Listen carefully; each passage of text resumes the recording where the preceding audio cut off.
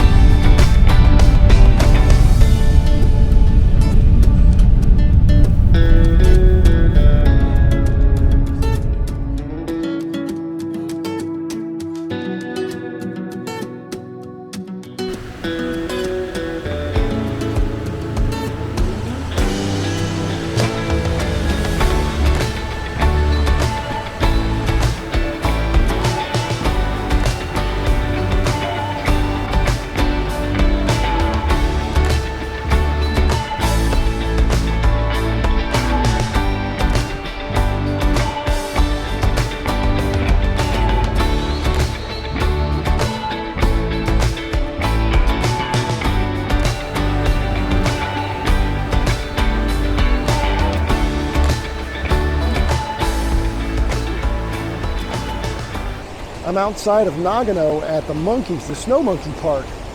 I wasn't sure if they would even be around because the snow is all melted, it's gone. It's the first week of April.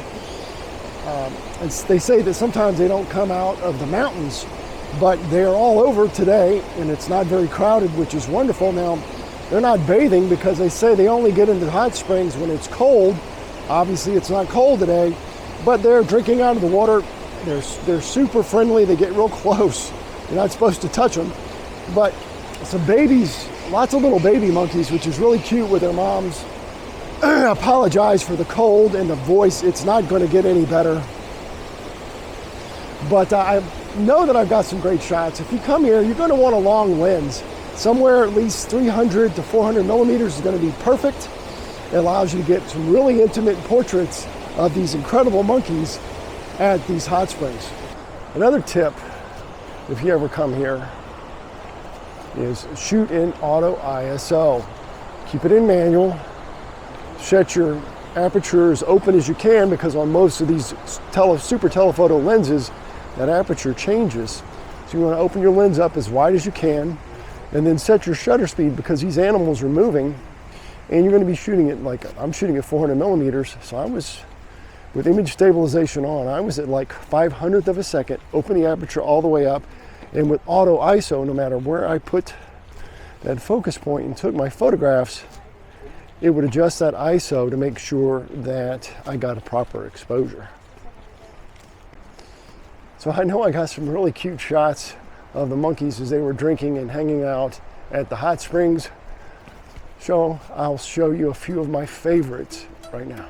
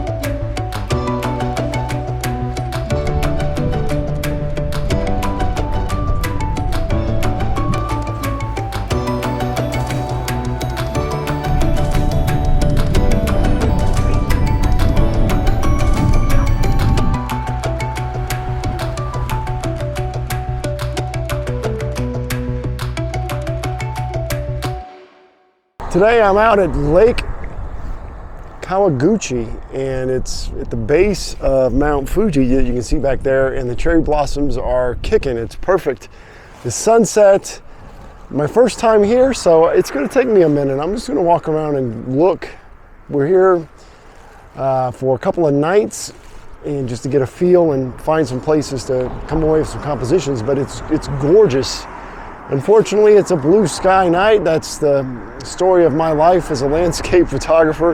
But I'll take the blue versus not being able to see the mountain back there. So I'll totally take it. And these cherry blossoms are going to make all the difference in the world. So let me find something and then I'll share it with you. This is one of the shots I just framed up. And what I'm looking to do is to frame Mount Fuji with the cherry blossoms. I got here a little bit late. The sun is already behind the mountains and it's still side lighting the Mount Fuji, but the blossoms aren't catching any light anymore. So I'm going to, I'll come back tomorrow a little earlier. I'm just kind of scouting out and finding places to come back to grab compositions. But the idea is Mount Fuji front and center, and obviously this is a 16:9, so it's not going to be exact, but the branch is going to help frame, and the cherry blossoms are going to help frame, and then I got the bridge that's coming out over here, the bottom, and I'm really not getting any of this stuff here in the bottom, very, very little, if trying to get rid of that and get the camera high enough to get rid of that altogether. But it's when you visit a brand new place, it's always a big challenge. I've been researching Japan for months. Places to go, locations for cherry blossoms, springtime, time to go, where to stay. And it's still like a roll of the dice. I had no idea if the cherry blossoms, it would be late, early, right in the middle, and it looks like I hit it perfect. There's not a single cherry blossom on the ground, so that means they haven't started to fall. All the trees are full, so I nailed that, did good there.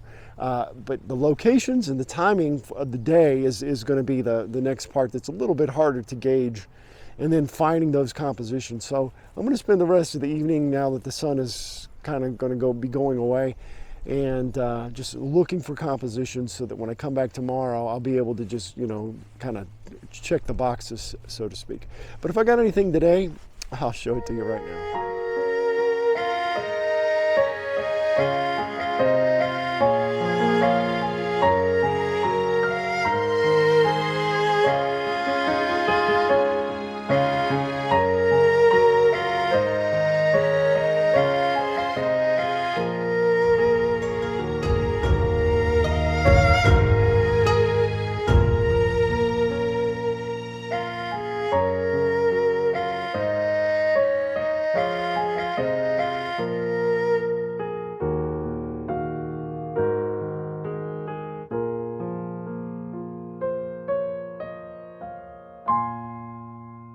Good morning.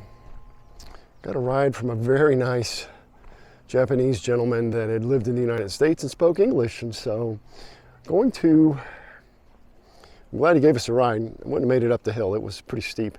But there's this giant torii gate that's situated at the top of this mountain that lines up pretty much perfectly with Mount Fuji. It's pretty epic.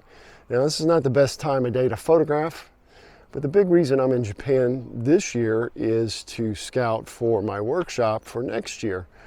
So it's kind of a condensed thing, and I'm doing a lot more than I would normally do, simply to find places that are worthwhile to bring clients, so that we have the best possible workshop.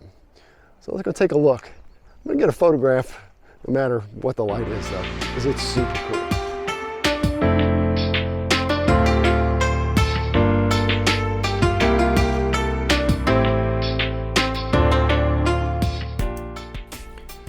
The Chureito Pagoda is one of the most iconic locations in Japan, and you're going to recognize it as soon as I show you the photographs from it. It's a short walk from the train station, but there are about 400 steps you have to climb in order to get to the top. If you don't want to do all those steps, there's a winding path that'll take you up to the top as well. It's just a little bit longer. Once you get up the steps, if you go during the day, especially during cherry blossom season when I was there, there's going to be a line waiting to get to the observation deck that gives you the most iconic view of the pagoda with Mount Fuji in the background. And you can see how long the line is here. The good news is the pagoda is open 24/7, and if you get there earlier in the day, before sunrise, or at night, that nice Japanese man that only gives you like 5 minutes to get your photographs before they push you off the observation deck to let the next group of people up, he's not there, and you can take all the time you want. I just happened to go at the worst possible time. But even with just 5 minutes to get the photographs, I think I came away with some real keepers.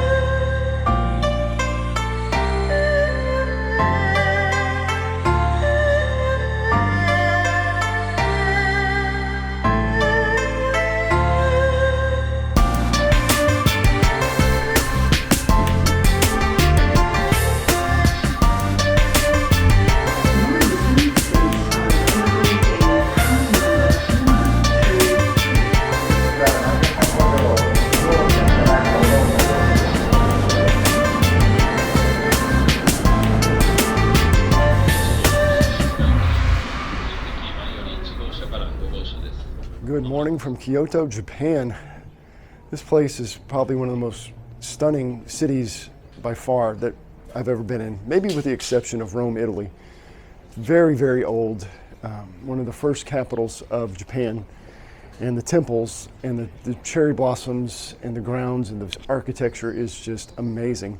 Got up really early this morning and did a walk from the hotel just around the area, just trying to get a feel for it and find out how far some of the locations that I wanted to scout. Unfortunately, this morning was really overcast, so no color in the sky, no sky whatsoever, it was just gray. And the one main location that I wanted to photograph, I assumed would be lit, and the lights, they must turn the lights off sometimes after midnight or at night, they must turn the lights off.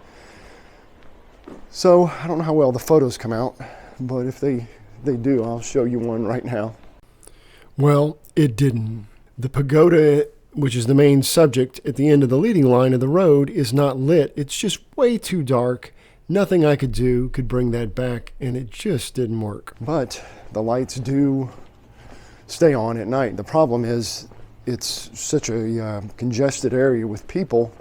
It's incredible the number of people that run, that have selfies and their girlfriends dressed up in kimonos, and it's a lot of people. Just to give you an idea, it's only 6:30 in the morning and the crowds are already, people are already out on the streets. Taxis are dropping people off. The streets are super narrow, kind of like in Italy, because these are very old roads. So there's no sidewalks, and barely enough room for a single car, much less multiple cars. And so it's next to impossible after people start moving around to be able to get anything of any substance.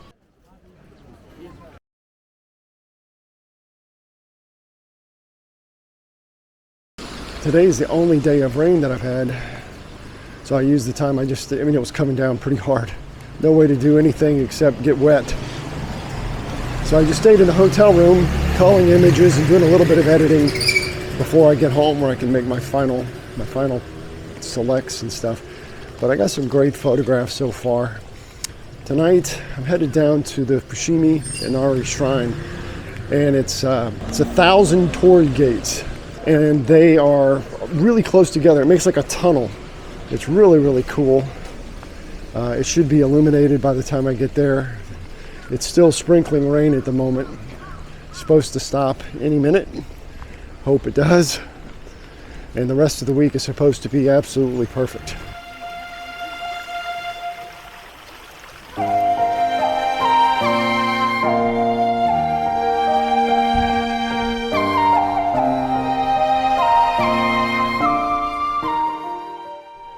Unfortunately, instead of the rain stopping, it actually started pretty heavily.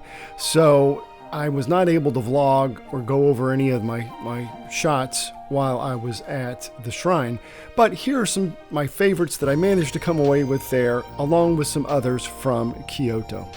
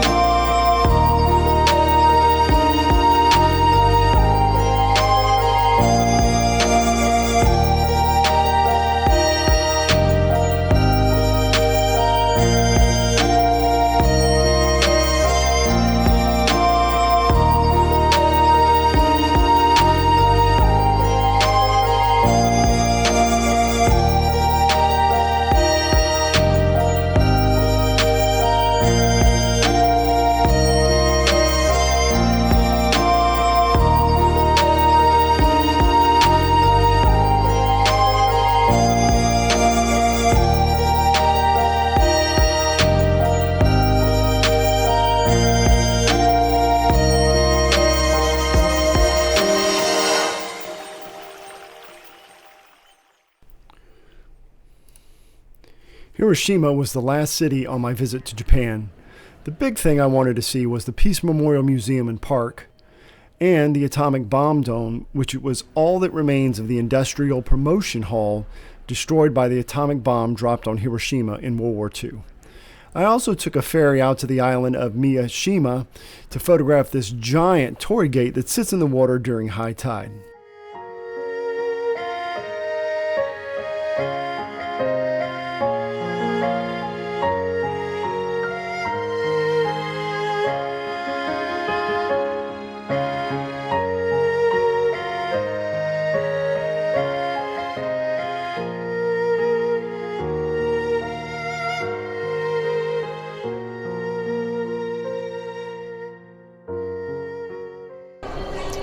It was a very fast-paced 2 weeks in Japan.